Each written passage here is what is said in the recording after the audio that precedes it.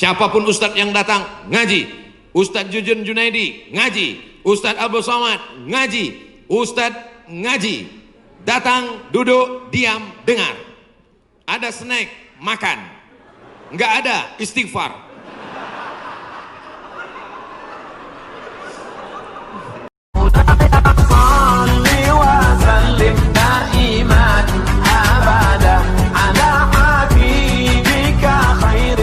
Oke, nah ada, saya bukan ngada-ngada. Bagaimana caranya bisa membubarkan tempat hiburan malam? Karena saya yakin di tempat seperti ini adalah pusatnya maksiat.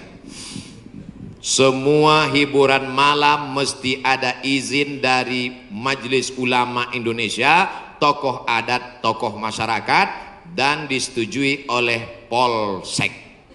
Setuju? Jadi siapa yang mau buat hiburan malam nikah anaknya, dia ngurus surat 3. Pertama, rekom dari MUI. Pak Ketua MUI Kecamatan, ya nanti malam mau pesta anak saya. Kata MUI, apa hiburannya? Ada keyboard tunggal. Lagunya apa? Ini lagunya. Ini pulang-pulang berbadan 2. Jangan. Berubah sama selawat. Setelah MUI setuju, datang ke tokoh adat Sunda. Ini Pak tokoh adat, apa lagunya?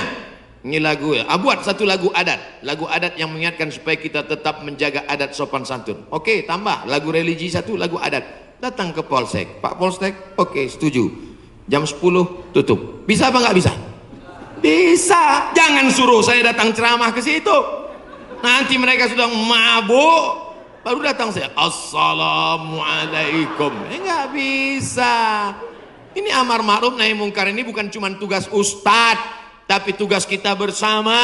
Di masjid ustadz menyampaikan ceramah, bapak ibu memfasilitasi, anaknya nikah, perbuatannya baik, sakral, menghalalkan yang haram. Tapi dalam itu dia sudah melakukan perbuatan haram, menyediakan narkoba, menyediakan pesta sampai malam. Insya Allah kalau sepakat yang 3, polisi, tokoh agama, tokoh adat, DPR tingkat kabupaten provinsi, peraturan daerah, pesta keramaian hanya boleh sampai jam 9 malam. Lewat dari itu pengawasan polisi boleh menangkap. Bisa atau tidak bisa? Bisa. Makanya kita harus berjamaah menangkal ini semua. Insya Allah kalau sudah orang-orang masjid duduk memilih wakil-wakil rakyat yang juga peduli, maka akan terwujud negeri kita tetap menjadi baldatun thayyibatun wa rabbun ghafur. Makanya sebarkan pengajian. Siapapun ustadz yang datang ngaji, Ustadz Jujun Junaidi ngaji, Ustadz Abdul Somad ngaji, Ustadz ngaji, datang, duduk, diam, dengar. Ada snack, makan. Nggak ada, istighfar.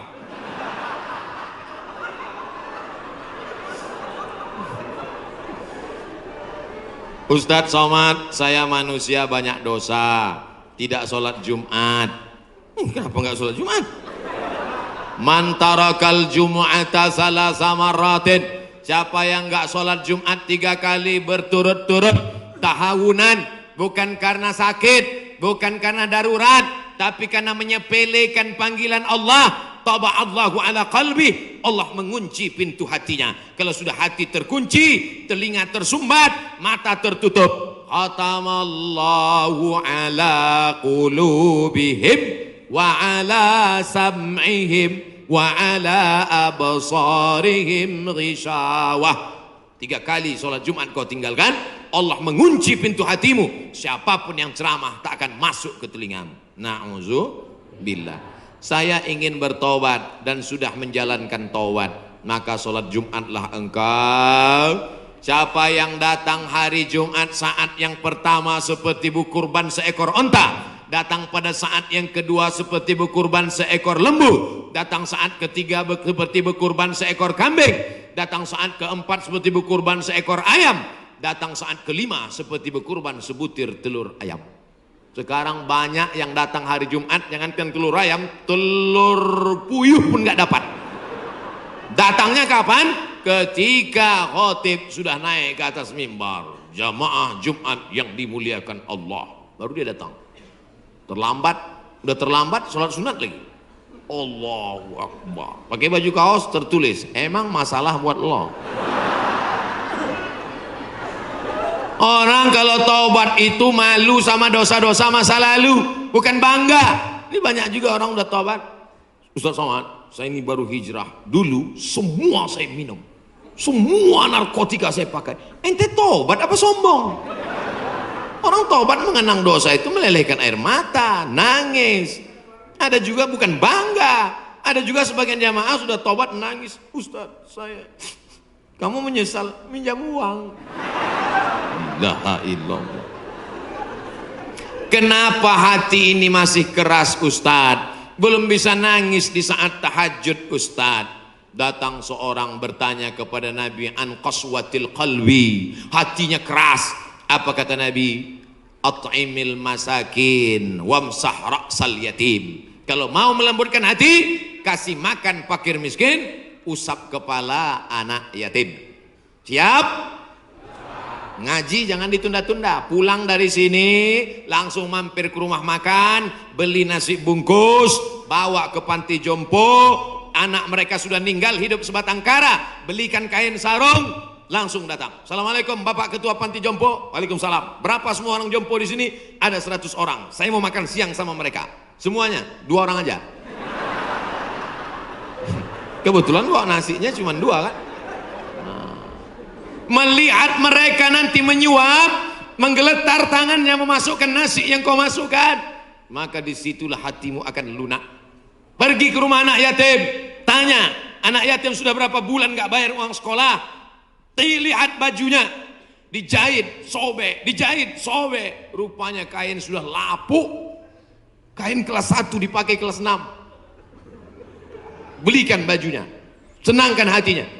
Nabi yang mengasih resep ini, an qaswatil qalbi, azab yang paling hebat bukan miskin, azab yang paling dahsyat bukan susah, azab di atas azab adalah hati yang keras.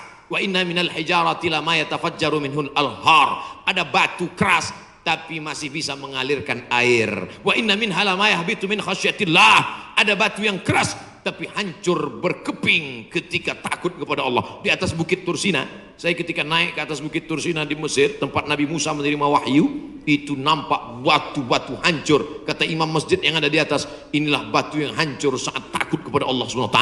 Tapi kalau sudah hati menjadi keras, maka tak akan meleleh apa-apa. Kalau ada orang tidak meleleh apa-apa, pelit, medit, bakhil, itu salah satu ciri hati yang keras. Lunakkan hati dengan banyak bersedekah. Saya kalau ikut pengajian, telinga saya tahan. Kalau ikut sholat malam, mata saya tahan. Kalau datang ke masjid, kaki saya tahan. Tapi kalau sudah keluar duit, dompet saya nggak tahan.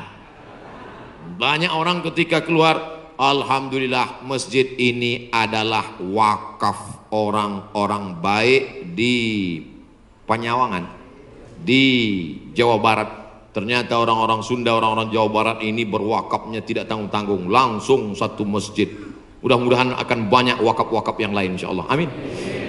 Sekarang banyak juga orang berwakaf. Ustaz Somad, itu tanah saya wakafkan. Mantap. Begitu diurus di Badan Pertahanan Nasional, rupanya suratnya 5. Kenapa kau wakafkan tanah bermasalah? Karena bermasalah, itulah saya wakafkan Ustaz. Nauzubillah. Kalau hatimu masih keras juga, hadirlah di tempat penguburan jenazah. Berdirilah di tepi kubur tempat jenazah. Kubur, suruh kawan satu nyenggol dari belakang. Masuk kau ke dalam, kau sambut jenazahnya, kau pegang masuk ke lubang, terasa dingin dari bawah, sadarlah bahwa kau juga akan mati masuk ke dalam. Rumahmu yang besar tinggal, istrimu akan nikah dengan brownies. Mobilmu yang mewah akan dijual, suratnya akan berganti di kantor Samsat. Tanahmu akan diganti akte notaris. Kau hanya akan membawa 2-3 helai kain kafan, digulung macam dodol Garut. Apa yang kau bawa mati menghadap Allah SWT? Ada orang Islam mati bawa seragam? Ada. Tadi saya baru dikasih jaket kulit, sayang sekali. Tapi jaket itu pun tinggal kalau kau mati, Abdul Somad. Kenapa nggak dipakai sekarang? Panas. Apa yang kau bawa mati? Kalau pernah kau usap kepala anak yatim, Kalau pernah kau infak sedekah untuk masjid, itulah yang akan kekal abadi. Yang mewakafkan tanah ini sudah meninggal, tapi terang kuburnya, lapang makamnya insya Allah. Amin. Pikirkan, orang yang cerdas bukan yang IP-nya 4, orang yang cerdas bukan otaknya hebat. Al-Kayyis, orang yang cerdas, mandana nafsahu, mampu menekan hawa nafsunya, wa amila lima ba'dal maut, dia beramal berpikir setelah mati. Ini banyak orang mikirnya setelah pensiun. Saya alhamdulillah Pak Ustaz udah siap nih setelah pensiun nanti. Memangnya yakin malaikat maut datang setelah pensiun? Banyak malaikat maut datang sebelum pensiun. Pikir baik-baik. Pikir itu pelita hati. Lama berpikir sakit hati.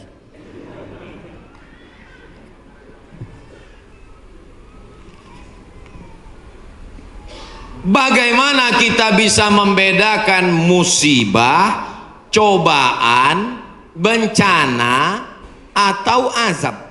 Seperti ujian dosen. Misalnya virus corona yang sedang merebak sehingga dampaknya pada kaum muslimin, khususnya muslimin di Indonesia yang tidak dapat melaksanakan ibadah umroh. Pertanyaan dari Bapak Ridwan Ahmad Faizin Emrian Abidin Bandung. Ternyata ini pertanyaan kolektif. Misalnya saya demam, dari mana saya bisa membedakan demam saya itu menghapus dosa, atau demam laknat, atau demam ujian iman, atau demam itu dari mana saya bisa tahu? Oh, kalau demamnya cuman 36 derajat Celcius itu menghapus dosa. Kalau 40 derajat itu laknat. Kalau 100 derajat kebakaran. Di mana kita bisa tahu? Tidak ada yang bisa membedakannya kecuali introspeksi diri. Satu, la yusibul mu'min min nasabin wala wasabin wala saqamin wala syaukin yastakuha. Kalau ada orang yang kena susah hati, gundah gulana, sakit, duri menusuk tapak kaki, keluar dari rumah lupa pakai sendal, melangkah, duri menusuk tapak kaki, illa kafarallahu anhu biha sayyi'atuh, maka dengan itu sebenarnya Allah ingin membersihkannya dari dosa. Makanya kita selalu husnuzan. Ana, dalam hadis kursi apa kata Allah? Ana inda husni zanni abdi bi, aku menurut prasangka hambaku kepadaku. Maka kalau kita kena penyakit, yang pertama husnuzan pada Allah, bahwa sebenarnya Allah ingin membersihkan kita dari dosa. Yang kedua, saya nggak ada dosa Pak Ustaz. Apa dosa saya? Saya nggak pernah minum khamar, saya nggak pernah sabu-sabu, saya nggak pernah berzina, saya nggak pernah pakai narkoba. Dosamu adalah ketika kau merasa bahwa kau tidak berdosa. Itulah dosa. Dosamu adalah ketika engkau sehat tapi tak kau pakai mensyukuri nikmat Allah. Itulah dosa. Maka ke siapa yang berkata saya tidak pernah silap, saya tidak pernah salah, saat itu dia sedang silap dan salah. Al-insan mahallul khata' wan nisyan. Manusia tempatnya silap, lupa dan salah. Yang kedua, ketika kita sakit, sebenarnya Allah ingin mengangkat derajat kita, karena sebetulnya amal kita tidak cukup. Kita sudah ditempatkan di tempat surga Jannatul Firdaus, tapi ketika malaikat ditanya, sudah cukupkah amalnya? Belum. Beri dia ujian supaya amalnya mencukupkan dia dengan amal sabar. Ada amal yang lebih tinggi dari tahajud, lebih hebat daripada jihad. Apa dia? Innama yuwaffas sabiruna ajrahum bighairi hisab. Amal sabar menerima musibah, tidak caci maki, sumpah serapah. Yang ketiga, bisa jadi laknat Allah. La ta'murunna bil ma'ruf, mestinya kau tolong saudaramu yang ada di Uighur, mestinya kau bantu saudaramu yang sedang teraniaya di India, tapi mulutmu diam, kau tak mau menolong. Ketika musibah dikirimkan Allah dalam bentuk bencana, ternyata yang kena bukan yang jahat-jahat saja, yang baik-baik pun ikut juga kena, maka tidak ada cara lain kecuali mohon ampun, minta ampun, taubat nasuha kepada Allah Subhanahu wa ta'ala. Oleh sebab itu maka yang bisa membedakannya hanya Allah, dan kita hanya berhusnuzon kepada Allah Subhanahu wa ta'ala. Bagaimana cara membentengi bencana yang semakin banyak akhir-akhir ini? Itulah yang udah kuceramahkan tadi.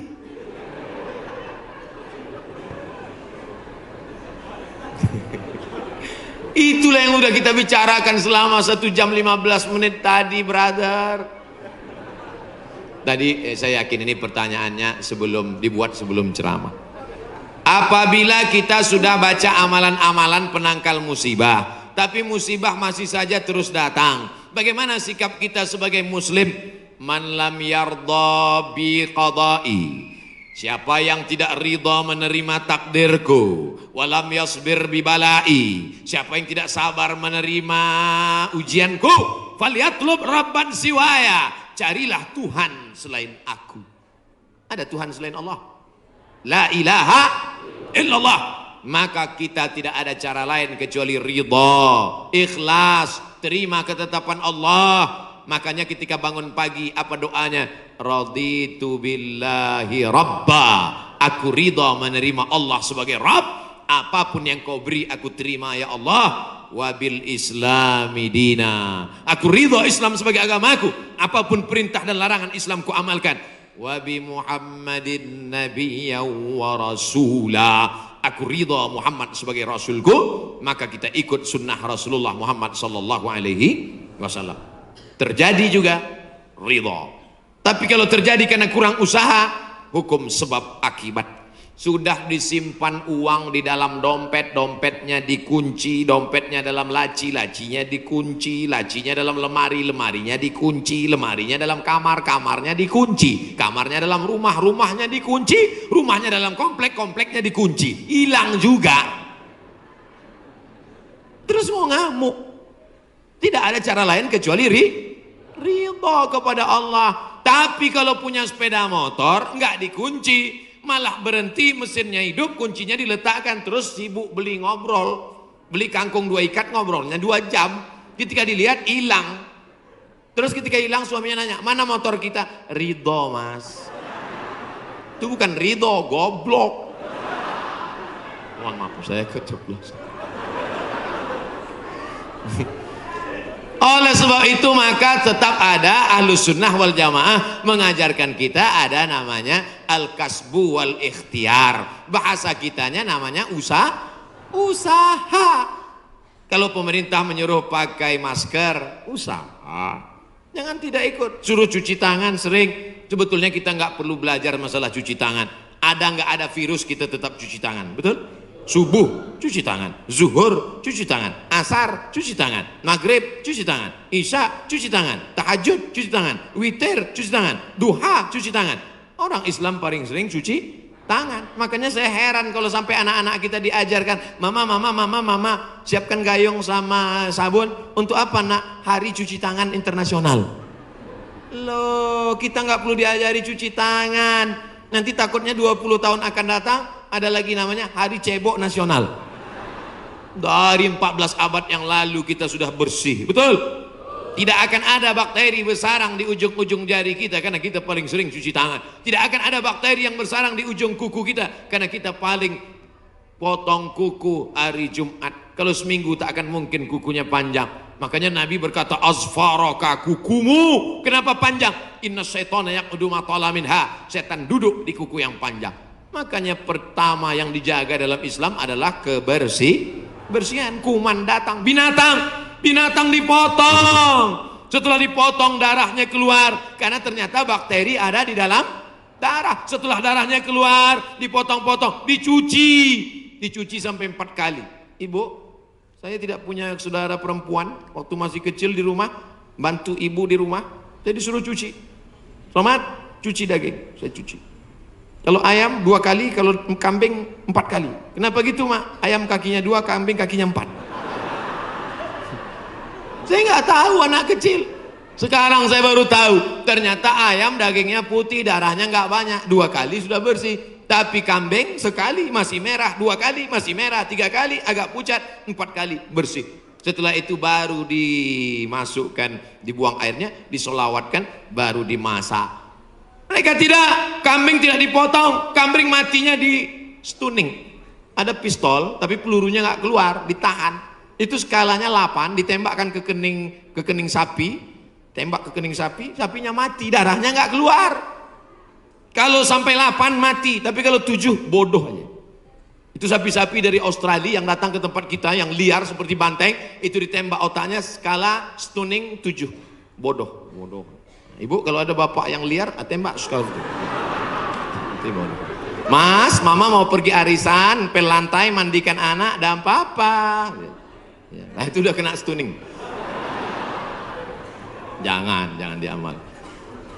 Tidak dipotong, hanya stunning 8 skala, akhirnya sapi tumbang, darahnya masih dalam daging, bercampur dengan darah bakteri penyakit, dipotong-potong, diletakkan di atas api yang tidak terlalu matang, bolak-balik, nggak dicuci, darah nggak keluar, masuk ke dalam roti, dicampur, dimakan, barbecue. Habis dimakan kena penyakit Medco. Ko sapi, med gila, Medco sapi gila. Sapi aja yang halal bisa menjadi penyakit, apalagi yang dimakan kelelawar, Batman. Maka kita disuruh kulu, makanlah. Tapi yang dimakan itu apa? Min thayyibat. Thayyib artinya baik, baik. Dulu thayyib baik-baik, sekarang thayyib nggak pulang-pulang. Mohon maaf Pak Thayyib nyantur sini. Masya Allah, tabarakallah.